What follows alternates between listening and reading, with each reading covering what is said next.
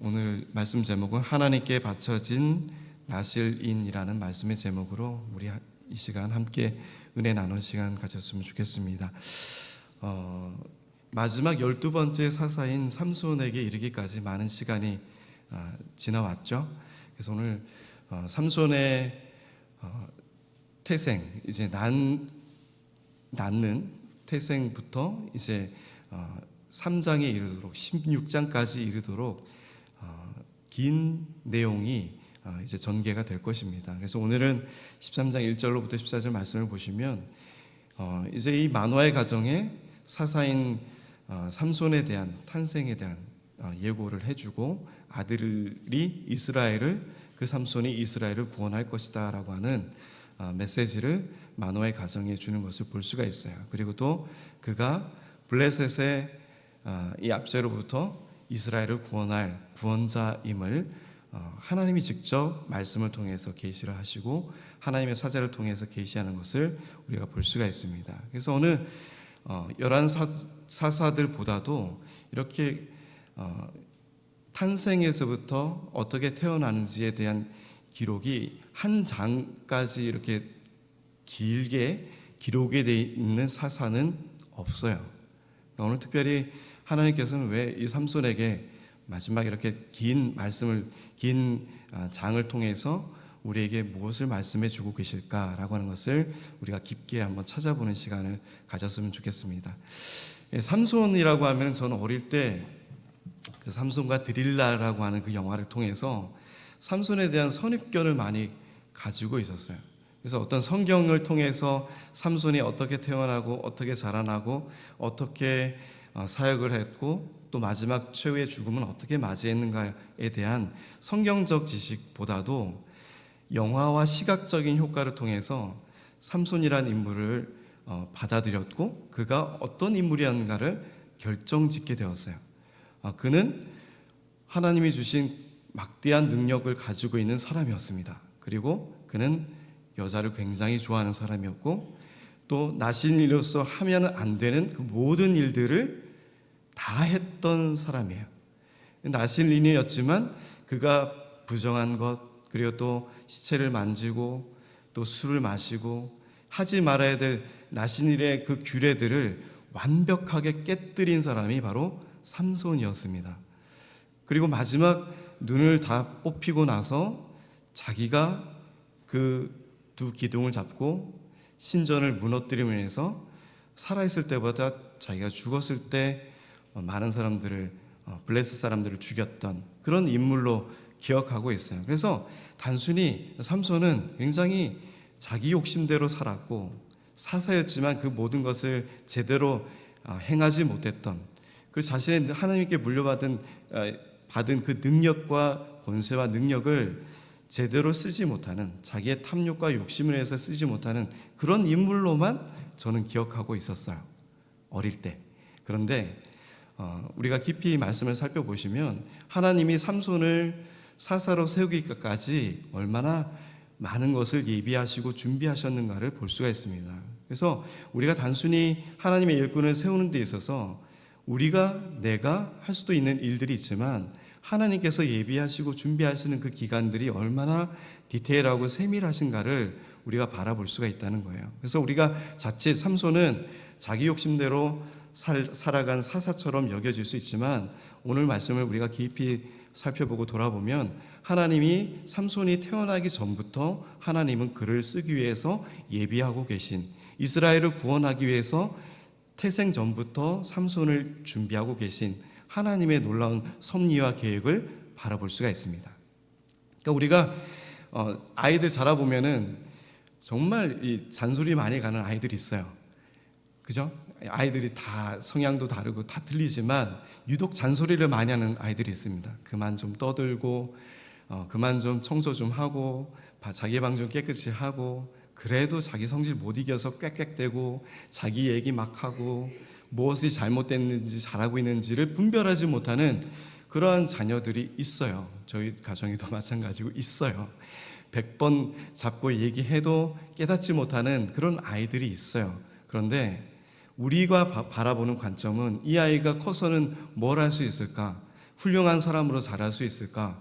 또 큰 일을 할 수 있을까? 그런 기대치가 점점 낮아지는 아이들도 있지만 하나님께서 예비하시고 붙드시고 준비하신 그 일꾼들은 우리가 바라보는 그 흐름과는 전혀 다르게 전개가 될 수 있다는 것입니다. 그래서 오늘 삼손이 태어나는 이 과정 중에서 오늘 하나님께서 얼마나 깊이 이 삼손이라는 이 사사를 준비하고 계셨는가, 오늘 말씀을 통해서 우리가 바라봤으면 좋겠습니다. 13장 1절을 보시면 이스라엘 자손이 다시 여호와의 목전에 악을 행하였으므로 여호와께서 그들을 40년 동안 블레셋 사람의 손에 넘겨주시니라. 이 이스라엘과 블레셋의 이 악연은 굉장히 깊은 역사를 가지게 됩니다. 그래서 삼갈이 등장했던, 사사 삼갈이 등장했던 3장 31절, 그래서 이 소모는 막대기로 600명을 죽였던 삼갈의 때에도 이 블레셋을 대적해서 싸웠던 사사 삼갈이었어요. 그래서 이 세 번째 사사였던 삼갈의 때부터 블레셋이 등장하게 됩니다. 이 블레셋은 지금 팔레스타인이라고 하는 이 민족들이에요. 그래서 이 해상 무역을 하고 굉장히 싸움도 잘하고 해적질을 하는 그런 극악무도한 민족이 바로 블레셋 민족이었습니다. 그래서 이 블레셋의 대표적인 인물이 누굴까요? 삼손과 이 다윗과 골리앗의 싸움에서 보시다시피 골리앗이 바로 이 블레셋 족속이었습니다. 그래서 이 블레셋이 얼마나 극악무도하고, 이 사람들이, 이 민족이 이스라엘을 40년 동안이나 압제를 했다는 거예요. 그러니까 이 40년이 결국 짧은 시간이 아닙니다. 우리가 보통 한 세대를 30년으로 잡고 있는데 우리 아버지 때 이 세대를 계속 이 블레셋 민족이 통치하고 다스리고 있었다는 거예요. 그로 인해서 얼마나 이스라엘 민족이 아무런 희망도 없고 절망 가운데 있는, 정말 이 마지막 꺼져가는 불꽃과 같은 그러한 이스라엘의 운명적인 이 자리에 있는 것을 우리가 볼 수가 있어요.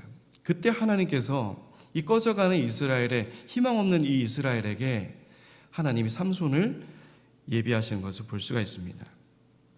그래서 이 2장에 보시면 소라 땅에 단지파의 가족 중에 마노아라 이름하는 자가 있더라 라고 말씀하고 있어요. 이 소라 땅이라고 하는 것은 이 단지파, 이 유다 지파와 같이 경계를 이루고 있는 이 땅인데, 이 유다가 때론 점령하기도 하고 단지파가 점령하기도 하는, 이 소유권이 왔다 갔다 하는 그런 지역이 바로 이 소라라고 하는 지역입니다. 그래서 이 소라의 뜻은 비참한, 참담한 이런 뜻이에요. 계속 이 블레셋 지파와 가까이 있는 지역이다 보니 얼마나 많은 전쟁을 이루고 이런 압제를 당하는 그 지역이 바로 이 소라라고 하는 땅이었습니다. 그런데 그 소라 땅에 이 단지파에 마노아라고 하는 사람을 하나님께서 택하세요. 이 마노아라고 하는 뜻은 안식, 평안이라고 하는 뜻입니다. 아이러니하지 않아요? 이 굉장히 비참한 땅에 평안이라고 하는, 안식이라고 하는 마노아라고 하는 사람을 하나님께서 붙으셨다라고 하는 겁니다. 우리가 우리 삶 속에 많은 어려움과 힘든, 또 해결하지 못하는 그런 비참한 가운데 우리가 살아가는 이 땅이지 않습니까? 그러나 그 안에서 하나님께서는 우리에게 마노아의 이름을 찾기를 원하세요. 평안하고 안식을 구하는 자의 이름을 하나님께서는 택하십니다. 그 진정한 안식은 바로 예수 그리스도가 우리 안에 계실 때, 내가 주 안에 계시고 주가 내 안에 계실 때 참다운 평안과 기쁨을 우리가 느끼고 회복할 수가 있는 것입니다. 하나님께서는 이 비참한 소라 땅에 마노아라고 하는 이 가정에, 그리고 또 임신하지 못하는 아내를 두고 있는 이 가정에 하나님께서 메시지를 주시는 거예요. 그의 아내가 임신하지 못함으로 출산하지 못하였다. 얼마나 또 희망이 없는 가정입니까? 임신하지 못하고 자녀를 두지 못하는, 어떻게 보면 유대인들에게는 손가락질 당하는 가장 비참한 가정의 모습을, 희망이 없는 그런 가정이었어요. 그런데 그 가정에 하나님이 임재하셨다는 거예요. 아무런 희망이 없고 아무런 미래가 없는 그 땅에 하나님이 오시면, 하나님이 임재하시면, 하나님이 부르시면, 하나님이 역사하시면 그 땅에 희망이 기쁨이 평안이 찾아올 줄 믿습니다. 우리의 삶 속에도 하나님이 임재하기를 기도하시고 갈망하길 주님의 이름으로 축복드립니다. 우리에게 가진 것이 없지만, 미래가 없지만, 희망이 없지만 그 안에서도 하나님께서는 우리를 통해서 예비하시고 계획하시고 붙드시고 그 가운데 하나님께서 역사하시는 하나님의 놀라운 비전을 우리 삶을 통해서 드러내시는 하나님의 그 손길을 우리가 느끼셨으면 좋겠어요. 그러한 비참한 가정에서 여호와의 사자가 그 여인에게 나타납니다. 그리고 그에게 이르시되 3절에 보라, 내가 본래 임신하지 못함으로 출산하지 못하였으나 이제 임신하여 아들을 낳으리니. 보라는 느낌표가 없는 건데 느낌표가 4개짜리로 표현하면 돼요. 보라, 보라라고 하는 거예요. 자, 너가 봐봐라는 거예요. 우리 가정에 희망이 없지만, 우리 가정에 비전이 없었지만 보라라고 하는 겁니다.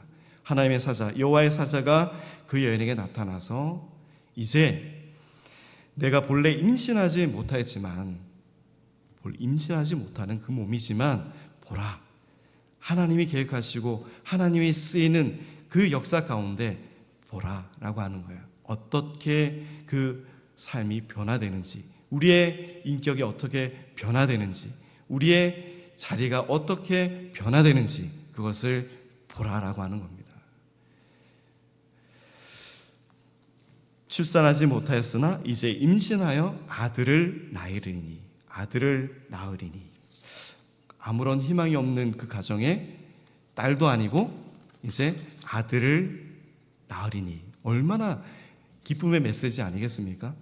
정말 이런 아이를 낳지 못하는 그 가정에 아이를 낳을 수 있다, 이제 아이가 생긴다라고 하는 그 메시지는 굉장한 큰 마노에게 가정에서는 큰 기쁨이었을 거예요.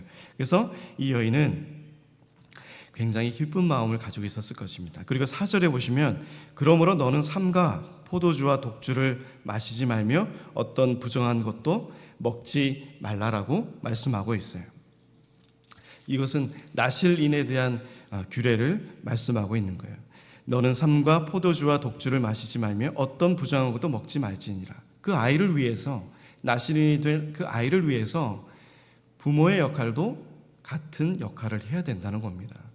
그러니까 아이들만 잘 크고 우리가 지혜롭게 바라는 것은 부모의 욕심이에요.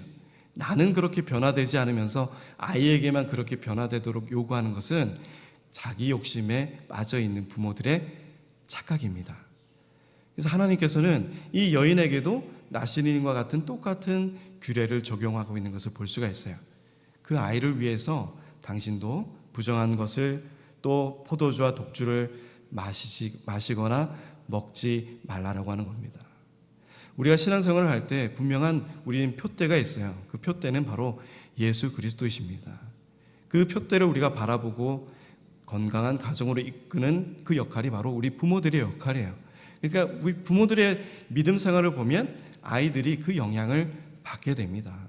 근데 부모님이 교회를 안 다니고 또 예배를 제대로 안 드리고 믿음 생활 제대로 안 하면 아이들도 제대로 안 하게 돼 있어요.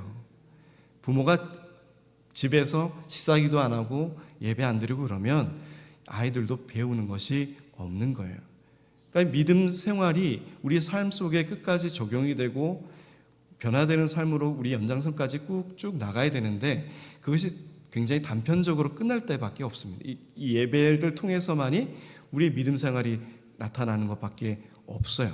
그러니까 우리는 늘 믿음 생활이 여기에서만 그쳐지는 것이 아니라 우리 가정과 기업, 또 어느 곳에 있든지 우리 발길이 닿는 곳, 어느 곳이든지 바로 그것이 예배 소서가 되어야 되고 우리가 그 안에 예배자가 되어야 됩니다. 우리가 건실하고 신실한 예배자의 모습으로 우리가 살아갈 때 자녀들에게 선한 영향력을 펼칠 수가 있는 거예요. 그래서 항상 말로 가르치고 아이들에게 가르치려고 하는 것보다 항상 부모가 먼저 몸으로 행실로 보여주는 것이 가장 중요한 것임을 우리가 바라봐야 됩니다. 그래서 이 하나님의 여호와의 사자가 이 여인에게도 포도주와 독주, 포도가 발효돼서 생기는 알코올이 생기는 이 포도주, 이것도 먹지 말아야 되고, 독주 40도 이상의 증류주, 이런 술도 먹지 말아야 되고, 정신을 흐트리고 망가뜨릴 수 있는 그러한 요인들을 철저하게 막아야 된다는 것, 그리고 또 어떠한 부정한 것도 먹지 말아야 한다는 것, 이것이 바로 나신일에 대한 규례였습니다. 보라, 내가 임신하여 5절에 아들을 낳으리니 그의 머리 위에 삭도를 대지 말라. 이 아이는 태에서 나옴으로부터 하나님께 바쳐진 나실린이 됨이라. 그가 블레셋 사람의 손에서 이스라엘을 구원하기 시작하리라 하시니 라고 말씀하고 있어요. 그래서 그의 머리에 삭도를 대지 마라. 그리고 이 어떤 일정한 기간 동안에 나실린으로서 지내야 될 그런 기간이 정해진 나실린도 있지만, 이렇게 뱃속에 있을 때부터, 태어나기 전부터 나실린이 되라고 하는 이러한 나실린 제도가 있습니다. 그래서 이 뱃속에 있을 때부터 나실린들은 머리를 자르면 안 되는 거예요. 그러나 어느 일정 기간 동안 나신으로 지내는 동안에는 머리를 잘라서는 안 되는 그런 규례가 있습니다. 그래서 다시 이 사람이 일반 신분으로 돌아갈 때는 그 머리를 잘라도 되지만, 이렇게 태생부터 나신인이 되리라고 하는 이 태생부터 이런 나신인으로 임명받은 이런 사람들은 죽을 때까지 머리를 잘라서는 안 되는 거예요. 그래서 보라, 내가 임신하여 아들을 낳으니 그의 머리에 삭도를 대지 말고 이 아이는 태에서 나옴으로부터 하나님께 바쳐진 나실린이 됨이라. 그러니까 태에서부터 죽을 때까지 이제 나실린이 된다라고 하는 이 메시지를 받았을 때 이 여인의 마음은 어땠을까라고 하는 거예요. 이제 아이가 생기는 것은 참 기쁜 일인데, 이제 죽을 때까지 나실린으로서 살아야 될 그러한 운명적인 것을 지니고 태어나는 아이로 자라나야 된다는 그 사실을 받아들였을 때, 이 여인은 이 이름도 없는 여인은 어떤 반응을 보였을까라고 하는 거예요. 그래서 이 삼손의 사명은 블레셋의 손에서 이스라엘을 구원해내는 일이었습니다. 그러니까 이 구원자의 길을 걷는 일이었어요. 이에 그 여인이 가서 그의 남편에게 6절에 말하여 이르되 하나님의 사람이 내게 오셨는데 그의 모습이 하나님의 사자의 용모 같아서 심히 두려움으로 어디서부터 왔는지를 내가 묻지 못하였고 그도 자기 이름을 내게 이르지 아니하였으며, 그가 내게 이르기를 보라, 내가 임신하여 아들을 낳으리니 이제 포도주와 독주를 마시지 말며 어떤 부정한 것도 먹지 말라. 이 아이는 태에서부터 그가 죽는 날까지 하나님께 바쳐진 나실린이 됨이라 하더이다. 분명히 여호와의 사자는 그가 태에서 나옴부터 이제 이스라엘을 구원하기 시작하리라라고 이렇게 말씀했지만, 여인이 말하는 것은 어때요? 남편에게 가서 말할 때는 그가 죽는 날까지 하나님께 바쳐질 나실린이 될 것입니다 라고 이렇게 말하고 있어요. 그러니까 이 어머니는 분명히 이 아이가 죽을 때까지 주의 일을 감당하고 사명을 감당할 것이라고 하는 그러한 마음과 믿음을 가지고 있던 거예요. 그리고 이 마노아가 여호와께 8절을 보시면 기도하여라고 말씀을 볼 수 있습니다. 이 마노아의 이 가정이 얼마나 신실한 가정이었는가를 우리가 바라볼 수가 있어요.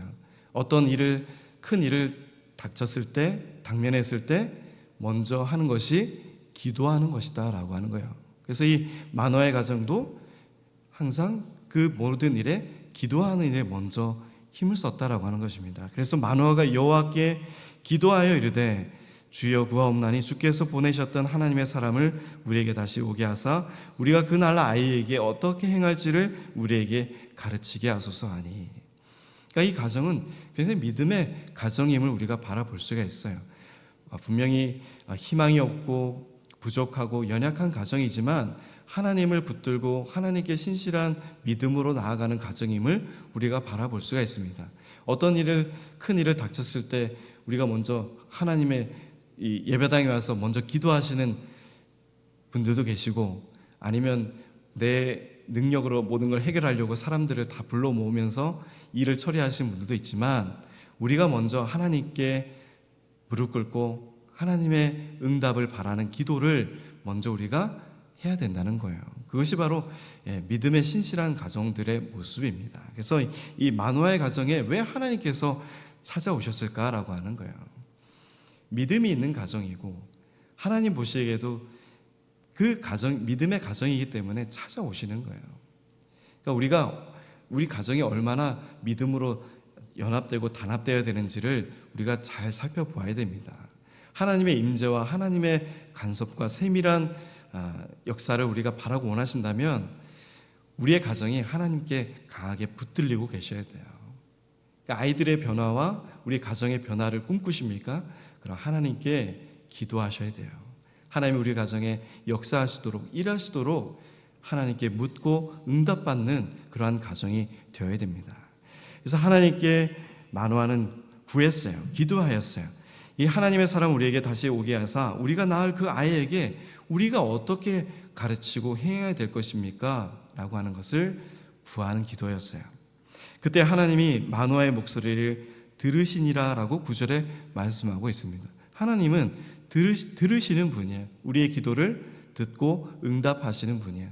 우리의 기도를 스쳐 지나고 묵묵히 지나치시는 분이 아니라 그 음성을 분명히 듣는 분이십니다. 그리고 또 응답하시는 분이에요. 하나님이 마노아의 목소리를 들으시니라. 여인이 밭에 앉았을 때 하나님의 사자가 다시 그에게 임하였으나 그의 남편 마노아는 함께 있지 아니한지라. 그때 그 여인은 남편이 없으니 남편을 부르러 불이 나게 달려갑니다. 10절에 여인이 급히 달려가서 그의 남편에게 알리어 이르되 보소서 전일에 내게 오셨던 그 사람이 내게 나타났나이다 하매 마노아가 일어나 아내를 따라가서 그 사람에게 이르러 그에게 묻되 당신이 이 여인에게 말씀하신 그 사람이니까 하니 이르되 내가 그로다 하니라. 이 하나님의 사람을 이 가정에 이 여인과 이 아내와 마노아는 선지자로 착각하고 있는 것을 볼 수가 있어요. 그래서 이 여호와의 사자, 하나님의 사자라고 했을 때 보통 선지자들을 표현하기도 하지만 바로 예수 그리스도를 예표하는 그런 말씀이기도 합니다. 그래서 이 여호와의 사자가 마노아에 이르되 내가 여인에게 말한 것들을 그가 다 삼가서 포도나무의 소산을 먹지 말며 포도주와 독주를 마시지 말며 어떤 부정한 것도 먹지 말고 내가 그에게 명령한 것은 다 지킬 것이니라 라고 말씀하고 있어요. 그래서 오늘 당신의 말씀대로 되기를 원하나이다. 12절에도 그렇게 말씀되어 있고 또 이 아이를 어떻게 기르며 또 그에게 어떻게 행하리까. 이 말씀은 그 아이가 할 일이 무엇입니까? 라고 하는 거예요. 그 아이가 이 삼손이 자라나서 그 아이가 할 일이 무엇입니까? 내가 그에게 어떻게 행하리까? 라고 말씀은 이렇게 나와 있지만 그 원어의 뜻은 그의 할 일은 무엇입니까? 라고 하는 겁니다. 그래서 이 아이가 해야 될 일이 무엇입니까를 하나님께 묻는 거예요. 그러니까 이 마노아의 가정은 얼마나 철저하게 이 나신인으로서 구별된 자로서 거룩하게 구별된 자로서 하나님의 일을 감당하는데 이 아이가 해야 될 일이 무엇입니까? 라고 하는 그 소명과 사명을 분명하게 가지고 있는 것을 바라볼 수가 있습니다. 우리도 우리의 삶을 통해서 하나님께 이런 질문을 해야 돼요. 하나님, 내가 무엇을 해야 됩니까? 무슨 일을 해야 됩니까? 라고 하는 거예요. 내가 어떻게 행해야 됩니까? 내가 그 사람에게 어떻게 행해야 됩니까? 그런 뜻이 아니라 내가 어떻게 그 일을 행해야 됩니까? 하나님이 주신 이 사명을 내가 어떻게 해야 됩니까? 라고 하는 그러한 기도를 하나님께 구해야 되는 거예요. 우리의 삶이 무의미한 삶이 되질 않기를 주님의 소원합니다. 하나님 우리를 부르신 분명한 목적과 삶의 목적이 있음을 우리는 분명히 바라봐야 돼요.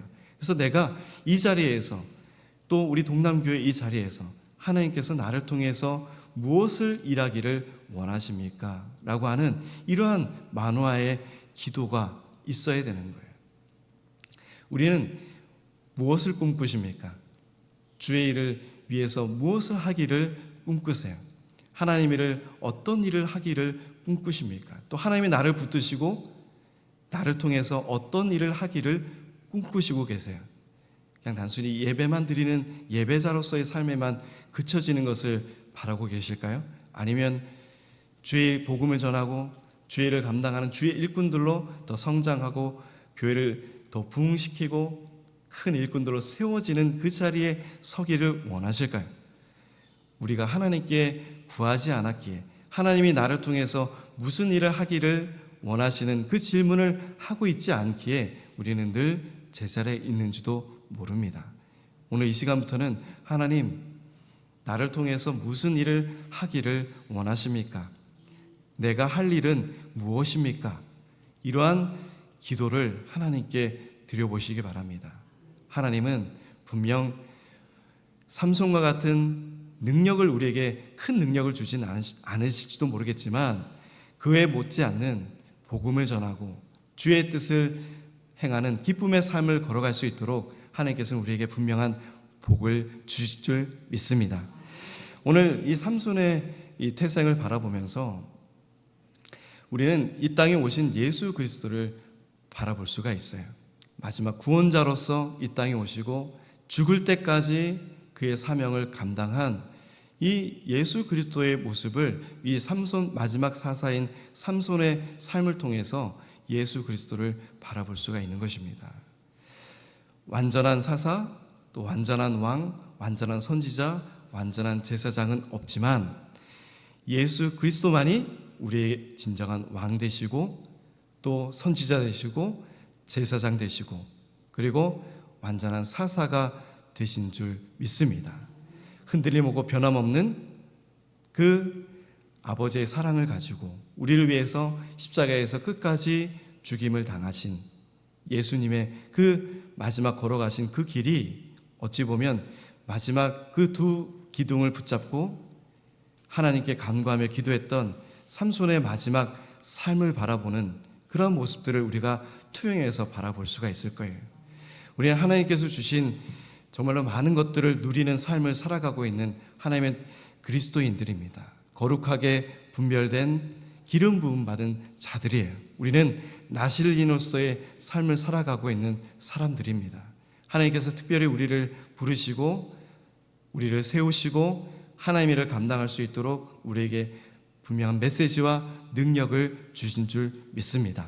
그 복 안에서 우리가 해야 될 일들이 무엇인가를 분명히 찾고 또 구하고 하나님의 나를 통해서 붙드시는 그 역사를 통해서 블레셋의 그 고통, 40년의 이 압제, 이것을 결국엔 승리로 이끌어내는 이 삼손의 마지막 죽음을 통해서 나타난 그 사역을 우리가 바라보면서 이 블레셋과의 가장 먼저 이 전투를 임했던 많은 사사들도 있지만 삼손을 통해서 하나님께서는 이 전쟁의 서막을 이끌어내시고 마지막 이 블레셋을 정복하는 그 사람은 바로 다윗이라고 하는 사람이에요. 그래서 이 사무엘하 8장 1절에 보시면 다윗이 이제 그 블레셋을 완전하게 정복하고 무찔러내는 것을 볼 수가 있습니다. 이게 삼손에서부터 시작된 이 전쟁이 마지막 다윗을 통해서 완전한 승리로 이끌어내는 이 긴 전쟁의 역사를 우리가 바라보면서 하나님께서는 분명한 전쟁의 승리를 이끌어내시고 우리가 그 압제 안에서도 완전한 승리로 이끌어내시는 하나님의 놀라운 경륜과 섭리를 우리가 바라볼 수 있다는 거예요. 우리가 늘 고통 속에만 있는 것이 그리스도인들이 아닙니다. 늘 아픔과 희망이 없는 삶을 살아가는 사람들이 크리스찬들이 아니에요. 하나님께 붙들리고 하나님께 매여 있을 때, 하나님과 함께하는 그 안에서 붙들려 있을 때 우리는 이 모든 것을 뛰어넘을 수 있는, 승리할 수 있는 그 역사를 우리가 이뤄낼 수 있다는 것입니다.